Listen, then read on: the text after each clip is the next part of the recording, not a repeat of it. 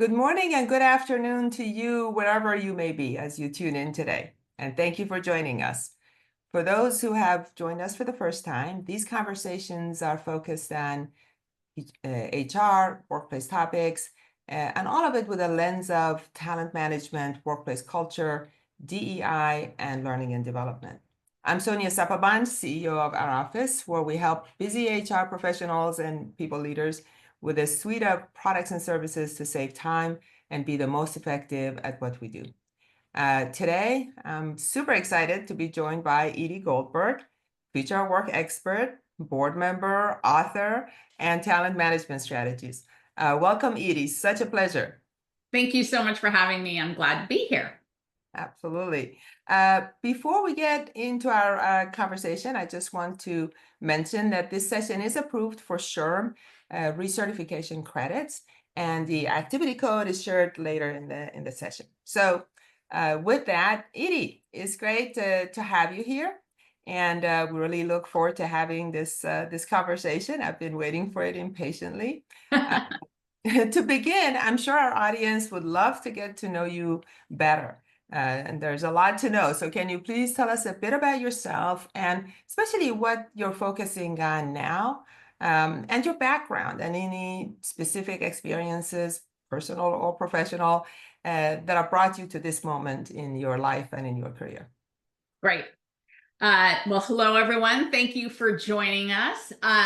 I am born and raised in Los Angeles, a native Los Angelino. I got my PhD in industrial and organizational psychology from the University of Albany, which is very far away from California in upstate New York. And then I, as quickly as I could, came back to California, but landed in Northern California to start my career. And today I live in the heart of Silicon Valley. I've been a management consultant my entire professional career. I initially started with a boutique management consulting firm. Then I went to go work for Towers Perrin and became a global thought leader in their human capital practice. And I started my own business 24 years ago. So my personal mission is to help individuals and organizations to thrive, to achieve more than they thought was possible. And today I'm primarily focused on helping companies to refine their talent management strategies to meet the changing nature of work, because it is changing quite quickly. As Sonia pointed out, in addition to being a consultant, I'm an author, I'm a keynote speaker, I advise 4 HR tech companies, so I try and stay in it and finding out what's going on. And I'm the immediate past chair of the SHRM Foundation. But in terms of kind of what am I focused on right now, I am deeply entrenched in writing a new book called Performance Enablement, which is really how do we reinvent performance management so that it is more positive, supportive, focused on development. Of course, goal setting is key and important. We know that from the research, but really more focused on development and coaching as opposed to evaluation. So that's where I'm spending a lot of time right now. Wow, that's amazing. First of all, I didn't know that we shared that, New York connection for going to school. I also went to school upstate New York. So I guess we all needed to do a little bit of our tour there to absorb some of that East Coast vibe and also experience some of the cold. Yeah, exactly. Which is fun. But look, I'm so excited about your new book too, because I know the Inside Gig, your last book was awesome and generated a lot of interest and still does generate a lot of interest. And it's kind of like, this idea of sharing skills, across different and organizationally, some untapped skills to do more. It seems like, and I really resonate with that too, is that's what we are all about too, is doing more with the same time, not just working harder or working more, but how can you use the same resources but just smarter in a way that today technology and everything that is available to you, taking advantage of that to do more and better. Yeah, it's interesting because, you asked me kind of how I got to where I am.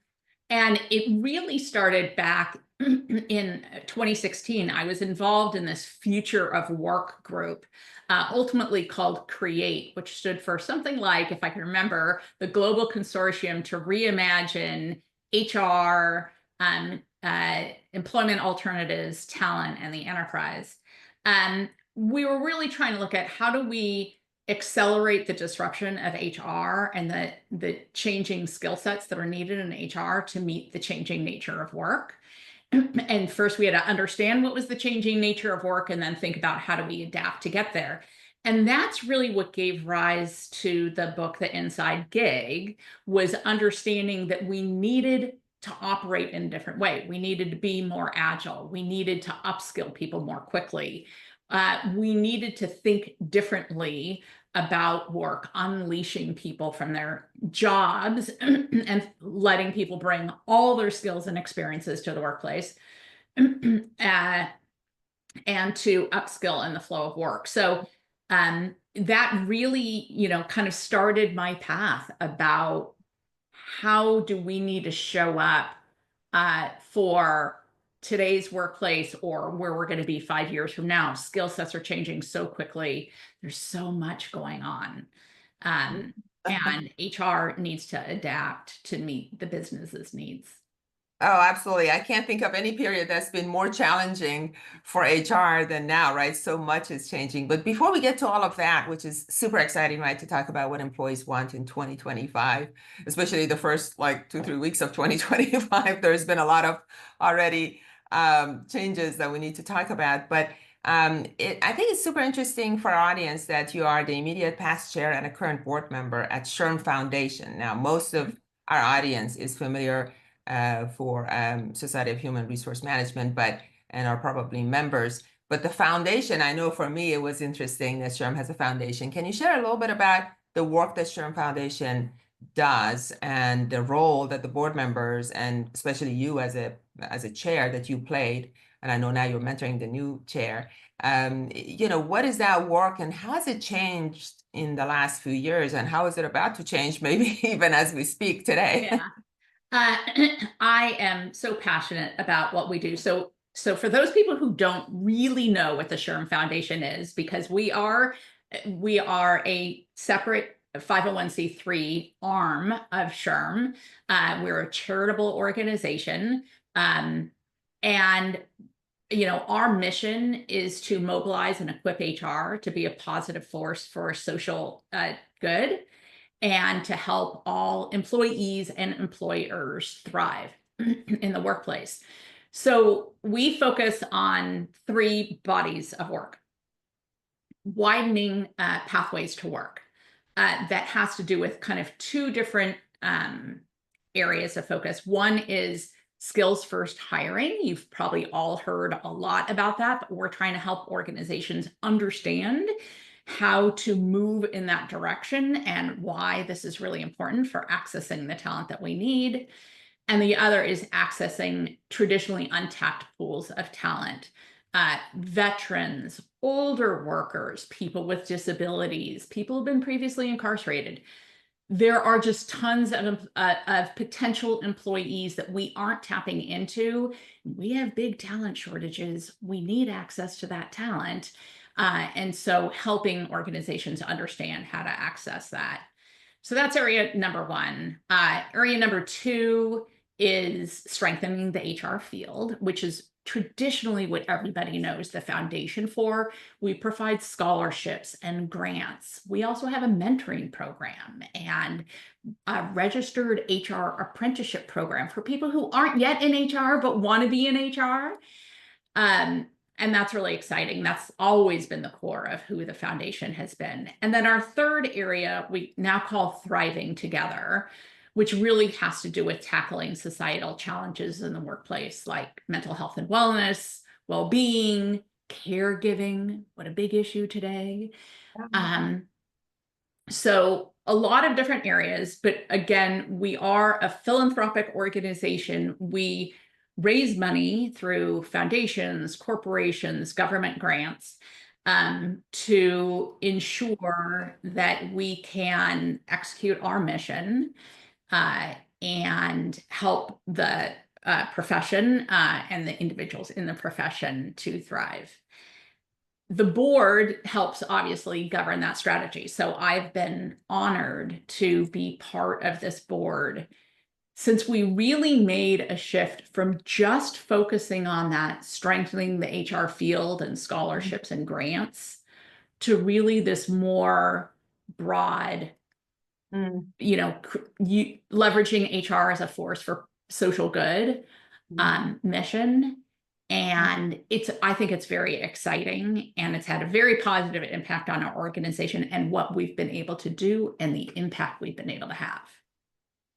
That's awesome. Thank you for telling us about that. I think this idea of organizational responsibility for social good is in the last few years is one that has become more and more evident that that's the expectation of the workforce. We're going to talk a lot about employees, what employees want in 2025. I guess we could say that every year, right? But I think never has it been more important to business success than now to really understand and then listen to what employees want in 2025 for a myriad of reasons. Just the world is much more global. There's much more competition for talent, and people have many more choices. And the best talent, especially, right, can go anywhere, can work anywhere. And 65% of employees, especially after pandemic, they say that they have changed their views on work-life balance. That's according to Gartner.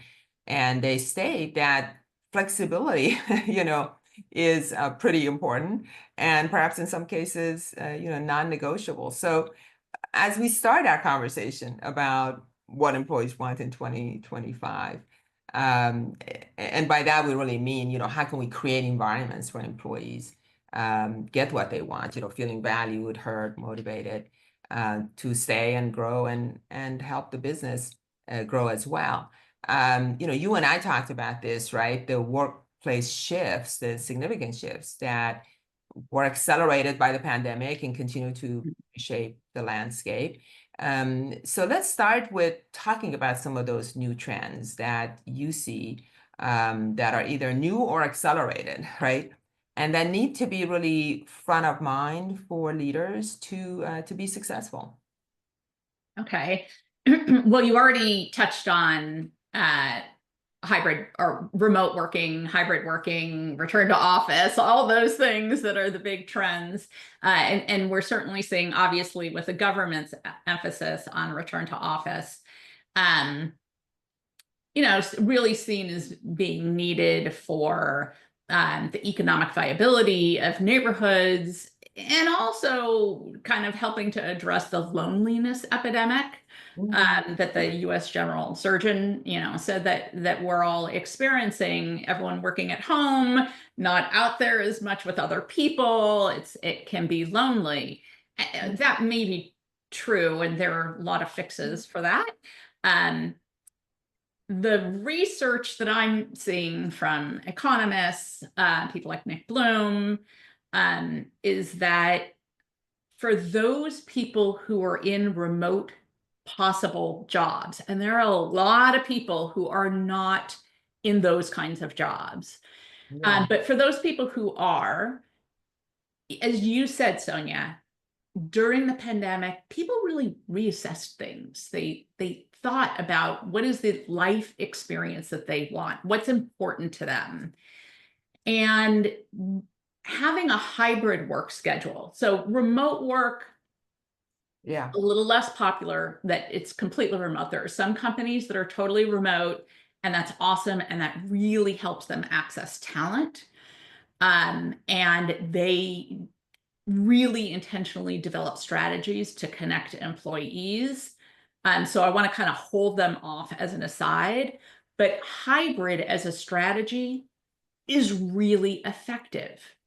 It gives employees some of the time that they want to work in a quiet work environment where I can be really productive. And it also connects them back to people in the office. Now, it has to be done with a lot of intention and thought. And I think what we have seen is a shift to more structured hybrid work. But the research is, while there may not actually be the bump in productivity that we talked about early in COVID that remote work gave us, there is a huge payback to companies in terms of reduced turnover, increased employee engagement, satisfaction, which does ultimately have tag-on effects to productivity. But reduce costs in terms of either real estate costs or, expenses in the office, et cetera. So there's a lot of great reasons to engage in a hybrid strategy. So that's kind of the trend that I'm seeing, is to pull people back into the office. We're seeing some of the big companies do that. I think it's a mistake. I think it's a soft layoff way to get rid of some people. But I think the wrong people are going to leave as a consequence, because as you said, Sonia, if you're a great employee, you have choices. Yeah. And so if you want to hold on to the best talent, I don't think that's the way to go. So that's trend number one, would be the return to office type thing. Trend number two is really about skills in the workplace. This kind of goes back to my Inside Gig book. It also plays a little bit into performance enablement, because focusing on development is really, really important, because skills are changing so quickly in the workplace. Just recently, like a couple weeks ago, the World Economic Forum came out with their future of work, future of jobs report. And they said 39% of my core skills are expected to change by 2030. So Wow. skills are changing at a rapid clip within organizations. They estimate, now everyone, you got to write these numbers down because it's a little confusing, that there will be 92 million jobs lost as a result of the change in skill sets. That's 8% of employment. But fear not, there will be 170 million new jobs created, for a total growth of 78 million jobs. So 7% employment growth. But things are shifting. So who has the skills that we need for the future of work? So that becomes really, really critical. Upskilling employees, reskilling employees, understanding where jobs are shifting, and helping employees come along, because the next issue that we have to think about is we've had declining birth rates in our population since, I think, mid 2020s. So we are not reproducing at replacement rates at this point. So we're kind of like Japan. Where are we going to get the talent that we need? So all these skills are changing. 7% increase in employment growth, 78 million new jobs additional. Yeah. And where are we going to get those people? So that becomes a big issue. Of course, AI, the other trend, is, I think, partially going to be the answer. But for everyone in HR listening to this, AI is not an IT implementation. It's a change management strategy. It's how do we work differently with augmented intelligence helping us. So we're going to be able to deal with this skills shortage a little bit, and these new increases in opportunities, when we work with our employees to deconstruct the work that we do today and figure out where AI can help us. But critically, we have to engage employees and managers in a really thoughtful conversation about, if we're going to take away some tasks, how do we add on new things that make that work more meaningful for individuals, where they can add their own unique value that AI can't do? Or how do we upskill them to do different work where, we're creating better jobs? If we only look for opportunities to reduce workload with AI, we're going to drive fear in our employees, right? People don't want to engage with AI because they're afraid AI is going to come take my job. AI is not going to come take your job, people. The person who knows how to leverage AI is the person who's coming for your job. So you need to learn those skills to augment your intelligence, and then look to how do you shift work around so that you're adding new skills. So for me, that's a big thing. I know I'm going on this. No, no, Um, I love that. I love that. I mean, I think you're really elevating, right, the level at which we're talking about. This is um, bigger than, even any one company, right? It's the way you're talking about it makes me think about us as a country, if oh we yeah. stay, if we want to stay ahead, right? I mean, we just were talking at a time when we just all heard about DeepSeek, which most Oh, of us hadn't heard about at all until a couple of days ago, and many of us may have noticed it only because of the drop in. drop in the stock market. Yeah. We're like, what happened to tech stocks? Why did they drop? Well, because the Chinese have come up with, something that people say, and I'm trying to get myself to see how it works, but how well it works compared to like the ones that we know in this country, like Chat GPT and so on. And I think this, what you point out about skills is really important. And AI, just another way to look at AI too is, I mean, employers think about, well, how are we going to use it for our business? How are employees using it? Mhm. They are in the business, but employees are human beings that throughout their lives, they can use AI. And it's kind of like, I think of it about, like buying a house, it used to be that, or buying anything, right? It used to be that the seller had all the information, right? Now, when you look at it, buying anything, right?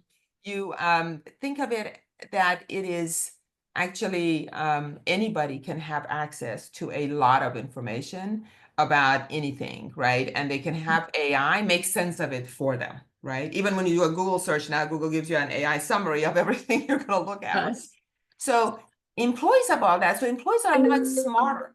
And in the same way, they're so much smarter that you can't, this idea that we have to really pay attention to what they want is because they're more aware, they're smarter, they have more options. So therefore, it's not just like, well, these are our rules, this is our policy, this is our benefits, just deal with it, right? And people didn't have, I mean, in our days when, we started maybe a couple of decades ago, right? It was like, what are you going to do? I mean, how are you going to find out even what are some of the best benefits? If you weren't happy with the maternity policy, for example, Oh, you yeah. know, how do you find out who everybody's maternity is like?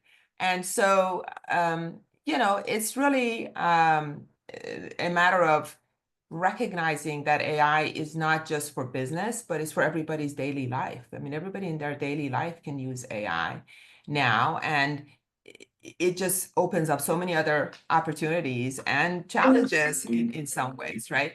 So, But I just want to pick up on a thread of what you just said. What do employees want in 2025? It's all about the employee experience. yes. So when I talk about AI, I talk about how do we make better jobs? How do we use AI to remove the drudgery, the things that we don't want to do, and allow us to bring more joy into the work and let us do work that brings out kind of the best of us.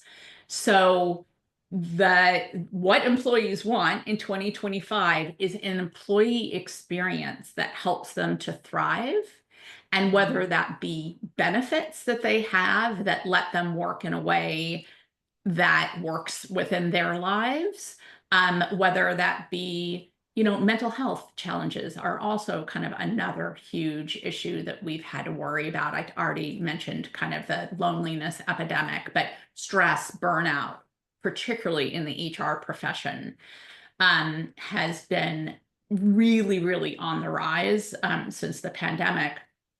And those are things that we have to address with our employees. There's a huge financial cost to organizations Yeah. of stress, burnout, mental health challenges. And it used to be, these are things that we just don't talk about at work. But it turns out that providing your employees with resources to help address their challenges is a way to help organizations boost their own productivity. And it's, as you mentioned, Sonia, today we have to do right by our employees. It's, the Business Roundtable changed the purpose of the corporation to also have positive social good. And if we spend much of our lives in the workplace, then the workplace needs to help us thrive and be our best. Yeah, I'm glad you mentioned that, the Business Roundtable and changing the main, purpose of a company. When, all of us who went through business school or something, I did that after engineering, but many engineers did that at the time. And it was kind of like there's this one purpose, right? It's like maximizing shareholder value. And guess what? I mean, I think everything else that now has been expanded to, the social good, all that is also about ultimately increasing shareholder value, I think. And so it is interesting that has been that has come up. You also talked about, the stress that people are under every day. There's a new uncertainty, there's a new challenge. I think the pace of all of that has accelerated, everybody would say, in the last few years. And I saw an interesting statistic actually about that I think leaders should really got my attention, and I recommend everybody take note of, is that there's like a paradox, right? Since 2023, while the importance of mental health has increased, and especially among younger workers, their comfort with talking about their mental health to senior leaders has nearly halved, from 37% that said they were comfortable talking about their mental health issues with superiors in 2021 to just 19% in 2023. So it's a trend that's quite worrisome because, I mean, you got to know what people are feeling if you're going to address it, right? And if you can't address, if you don't even know what they're feeling and they're not willing to talk about it, right? They'll probably, a lot of them either kind of quit on the job, right? I mean, not be as effective on the job, or quit altogether before you even have a chance to know what this is about, right? So I think it really worried me. That's why I actually remember number, because I just recently looked at it, and it was a very new study that has come out. So what I want to ask you is, have you come across any practical tools? What we like to do in these conversations is give people, talk about trends and all of this, which, is good to give a context, but then talk about some practical actions, tools, things that people can do to address some of these trends and the challenges that we just talked about. There's strategy and then there's tools, right? So you can have a hybrid working strategy Right. that helps address some of these challenges. There are a lot of interesting new health and benefit offerings. Some companies that I actually am advising are really kind of focused in that space and advising and investing in. So kind of going that angle. For me, the tool, which obviously comes from the inside gig, when I focus on how do we, kind of upskill people in the flow of work, how do we help people bring their full selves to work to be able to learn and grow and follow their passions and interests. That would be a talent marketplace technology, which is fascinating. And obviously with all the rise in, AI tools, I have been a career management strategist for decades in organizations. And it was always the case that employees had these interests, but managers only knew kind of what was in their own function. Sonia, you were trained as an engineer.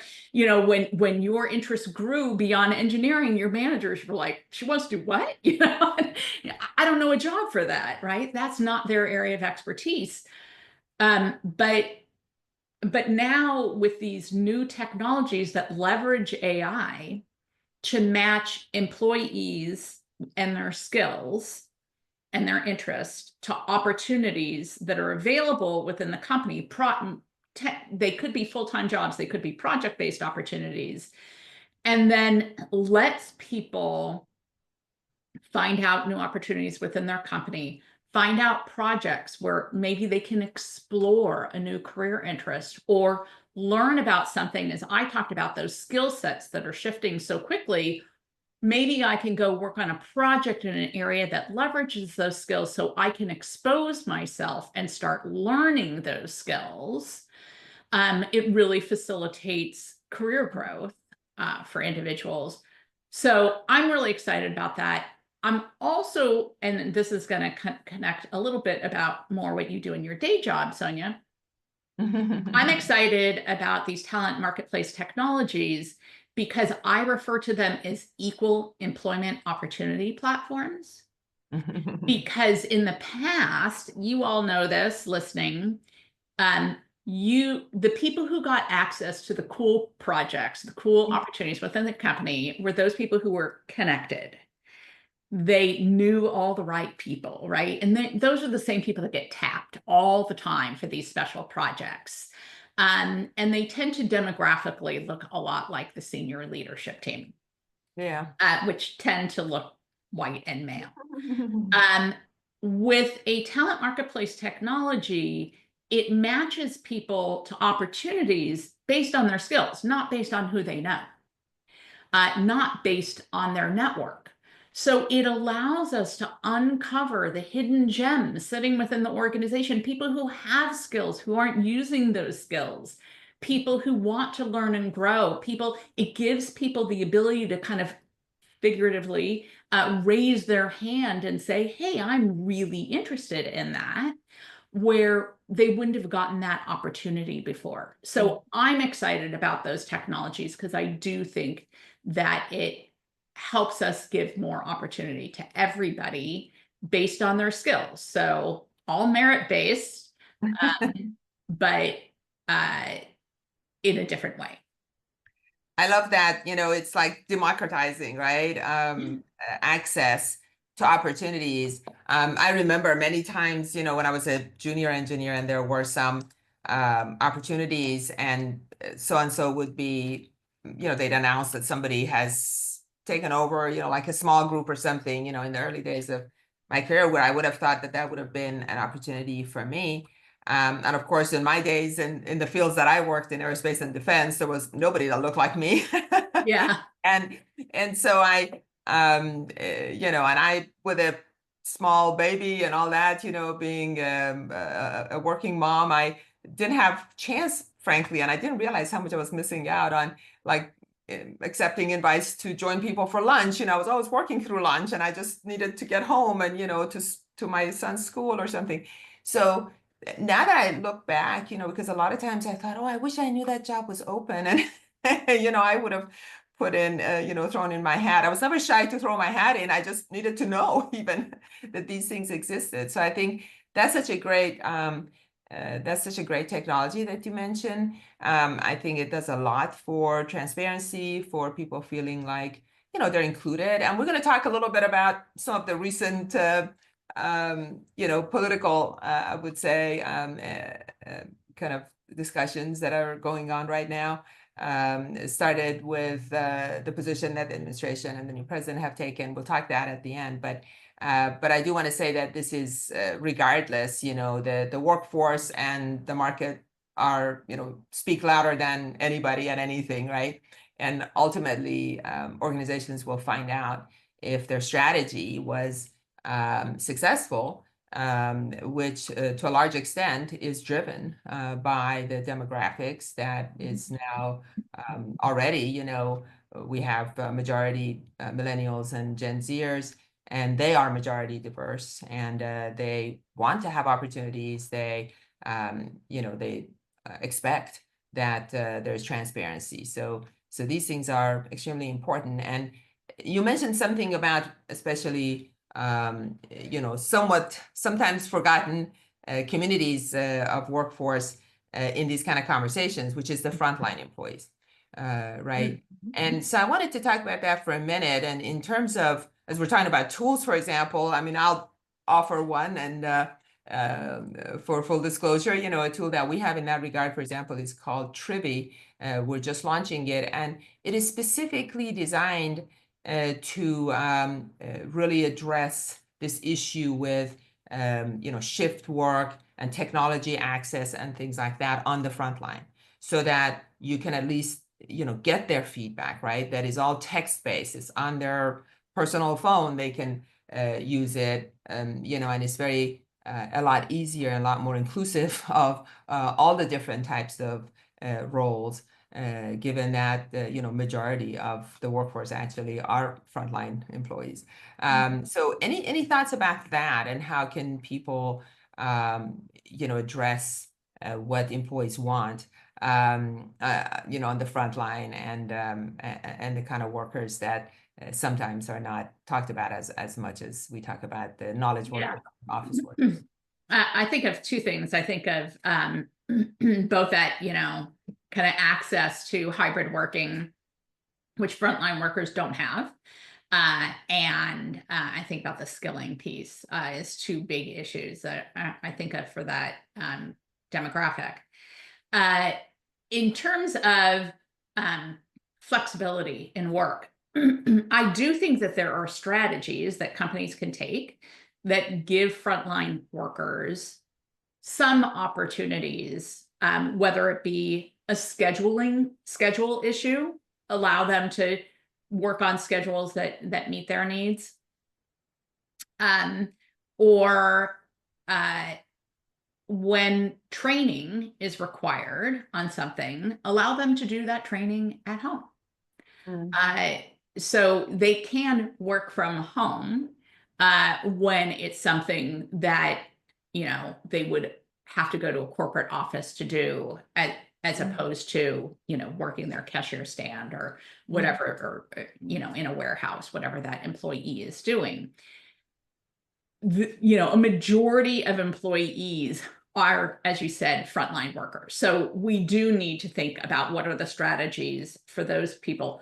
I also think of, how do we lift these people up? It is challenging to go from the skills required for a frontline worker to the skills at the next level, if you will, if you move into a management role.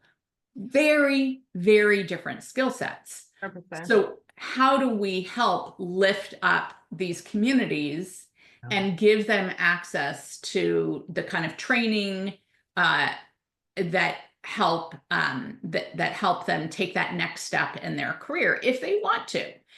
So reskilling is going to be really critical.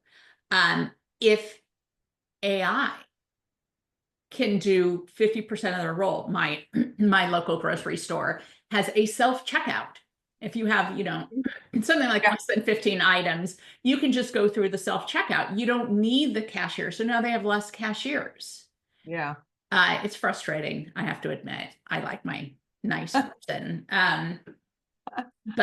But that's, that's a threat to these cashiers. So what are we going to do to upskill them to do different kinds of work that give them better opportunities? I think this is an opportunity to help create good work for people. Yeah, and better paying work, right? I mean, when it's good work, right? Better paying work, hopefully. Yeah. So I think that's, I think AI is going to impact a lot of these jobs, whether it even be in the warehouse, robotics that can help, sort goods, etc. There are a lot of workplace injuries that happen with workers in warehouses. You know, how do we make that work safer by leveraging technology, robotics, AI, that create a better work experience for those individuals? And then perhaps we train them how to service those robots, et cetera. So now we're giving them technical skills that advance their career. So it's really thinking about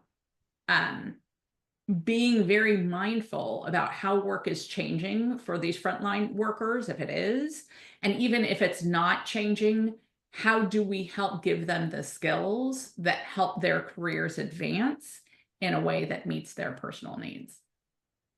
Those are really good thoughts for all the leaders who are listening or will listen in the future to this conversation. We have a question actually coming in about, from the employee's perspective, right? How can employees themselves, adapt to the increasing integration of AI and automation in the workplace while, staying relevant and competitive? I always tell people now everybody has to have their value proposition, right? I mean, Right. in this big global marketplace of talents and capabilities and skills, and then on one side, right, if you think of yourself as you're a product yourself too, and how do you Yeah. market yourself as a product, right? Because then there's this huge set of opportunities of global companies and organizations that can take advantage of your skills. But there is that, I think, for any healthy relationship, there's responsibility on both sides, right? So Yeah. how do you see it from the employee? What would some words of wisdom for the employees? It's a great So question. I have a personal mantra, which is always be learning. And Mm. I think that is critical for every single person listening to this and every single person not listening to this. That your company, and we are seeing this, a lot of companies are not allowing AI in the workplace. A lot of companies are not training their employees on AI. People either have a bring your own device to work policy, or they just don't allow access to anything like that on your own. You should be learning about these tools. And now data privacy is a really big thing. So we have to be very, very concerned about what information we're putting in to ask questions or analyze data to any AI agent if it's not in a Mm. safe, if you will, environment. That some companies have a company only field where it doesn't train the data. So you need to understand about safety, about data safety, and not putting information in there. But you should be teaching yourself. I've done this all on my own about AI and how to leverage it. It is going to help you work smarter. It is going to help you think through tasks. It can be a coach for you, how to handle a particular situation that is uncomfortable for you, how to have that conversation with your boss for a raise. Um, so everybody should be teaching themselves these next level skills, and you should be asking your managers at work, what are the skills that are of growing importance in this company that I should be developing to ensure that I'm employable in the future? I think that's a really important question. Yeah, I think that is a great question to make sure that because there's so much available also, there's not a day that goes by that I don't at least get, somebody saying, oh, we can teach you this or that, especially in AI, if we're not educated enough, we then, might waste time, right? I mean, listening or trying to learn some things Yeah. that might not be that useful. And then you go, oh, well, I did all these things. How come they're not taking advantage of it? There's another question actually coming in about, employees that maybe they're comfortable doing the same thing that they've been doing for the past, 10 years, right? I mean, there have been industries like coal miners resisting climate legislation, for example, right? I mean, there's examples and different areas that this listener is actually asking us. And they're saying, well, how can a company help employees get excited about upskilling and learning new things? Now, having been in the manufacturing environment a long time myself, and having had, workers that were, under negotiated contracts, union contracts and so on, I can really resonate with this question, because on top of this, there's another complexity of the union Yes. agreements and so on.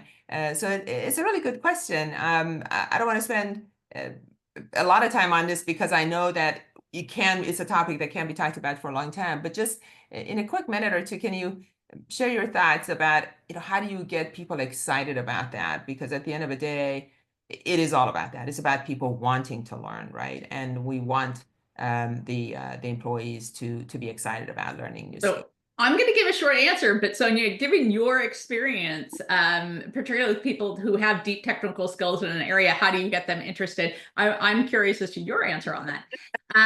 But I think being really transparent with people, like if you're a coal mine worker, that, these jobs are disappearing, and that, these are the other kinds of opportunities that you are well suited for, or things that you need to learn to make yourself employable in another area. IBM, I think, was a real leader in talking to employees about, these are the skills that are of growing importance within our organization, and these are the skills that are of decreasing importance within our organization. And that's important because IBM's had some really huge strategic shifts in the kind of work that they do. So it was important for employees to understand that. And what they did was they kind of gave them a heads up and said, your job's going to be phased out, and you need, these are the other skills that we really need in the company. So if you want to stay with IBM, these are the skills that you need to learn. My guess is most companies aren't that thoughtful and forthcoming, strategic about helping with that skill shift. But you need to understand, when you're in an industry that's declining, that your future opportunities are going to be perhaps in a different industry. And how do you pivot and leverage your expertise in a new way in a different industry? So it is always be learning and figuring out, and managers can work and help with their employees about having conversations about what's exciting, what's coming up. So how do we get people excited about it? We talk about the future opportunities. We talk about perhaps the better paying jobs. We talk about jobs that bring more meaning, purpose and meaning to individuals, and create the excitement through that strategy. No, I think that's a fantastic answer. Definitely, you want to do that.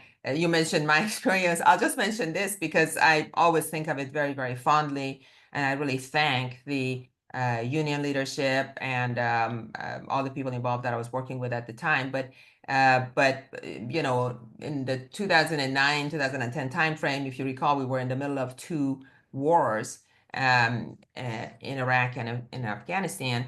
And, so we were in the middle of upgrading some vehicles for the needs of the kind of combat that was occurring in theater over there, which was very different terrain and very different kind of like, warfare that we were used to. So it was really important that we upgrade those vehicles in record time.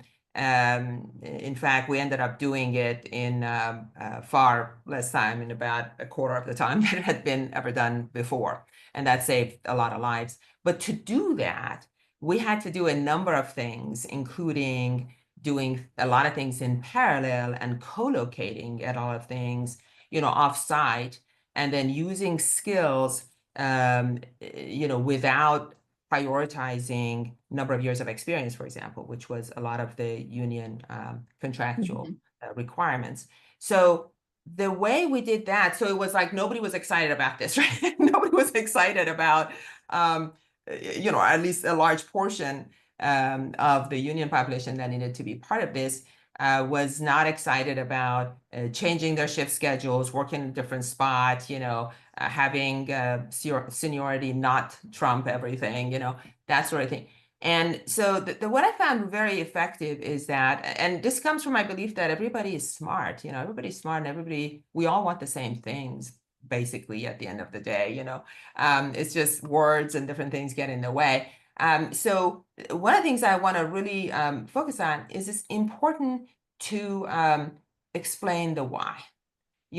Why are we doing this? So once we started with, we just cannot have this many KIAs, killed in action or wounded in action, WIAs, and we need to get these vehicles there. And this is what we're doing. It's the higher order, and I think every organization, if Coke can come up with a mission, Right. I mean, everybody can, right? It's what is the higher thing we're trying to do, right? It's like when the JFK talked to the janitor at NASA and said, "What are you doing?" And he said, I mean, we all know the story, right? Yeah. Start sending man to the moon, right? It's that kind of, I think there's an opportunity in the whole, in many arenas that we can get people excited and kind of lift our sights a little bit higher than, my job, my company, even, this, but to what are we trying to do as humanity? What are we trying to do on a bigger scale? I don't want to get too philosophical there, but it does relate to what I do want to spend at least the last few minutes talking about, which is what's going on today in the world of work, and especially, of course, diversity, equity, and inclusion, probably the most controversial topic in recent times in HR, DEI. And as you know, our focus, of course, has been and continues to be in just building more inclusive workplaces. So I'm going to just throw it to you and say, so what's different, if anything, about what's top of mind for you today with this executive orders and just with the new administration in place? What are your thoughts? Well, it's a big deal because it wasn't just an executive order that impacted government jobs, which I still think is a big deal, and government employs a lot of people. But they're also threatening to come after private companies. And in fact, they're very intentionally looking for, I think it was something like 9 use cases in business that they can go after to try and create a legal precedent. Kind of similar to the court case in affirmative action in universities. They want to make the same kind of court case with corporations and their DEI programs. I think it's hugely misguided. But there are some interesting specifics around the wording that everybody needs to really kind of pay attention to. And that is the word kind of illegal discrimination. And discrimination is illegal. I don't care if you're doing it to a Hispanic employee or a white employee. It's discrimination is illegal. And they talk about the importance of merit. So every company right now is looking at their DEI programs and saying, how are we being exclusionary? Are we not including everyone? Now, I happen to be in conversation and connecting many friends who are very focused on women in leadership. This is actually a business imperative. Since COVID, I think a lot of women realize, like, I need to be with my children. And, they want to work from home. They or are being forced out of the workplace because of caregiving needs, whether it be their children or their parents. We have lost a lot of women in the workplace. And I mentioned the fact that we aren't reproducing at replacement rates. there is a talent shortage going on in this country, and it's only going to get a lot worse. We need every woman to be working.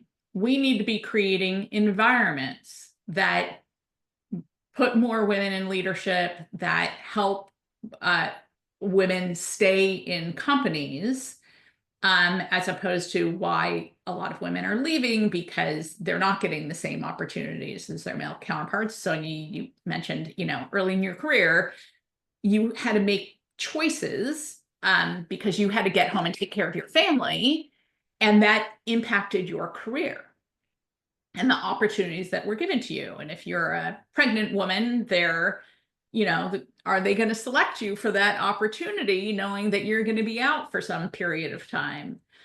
The truth of the matter is, some of these DEI programs are very important in helping people be connected in the workplace and understand how to navigate work in a way that helps them to be successful, because that's not a natural inclination. I did a huge study with an organization about why men moved up in their careers a lot faster than women in the organization. And we found some real behavioral differences that were driving that, about how men seek out sponsors, men shout what they do from the rooftops, they even shout things that they don't do sometimes, exaggerate a little, whereas women, I have to have done it 10 times before I'll actually talk about it and say that, I'm an expert in this area, or I'm good in this area.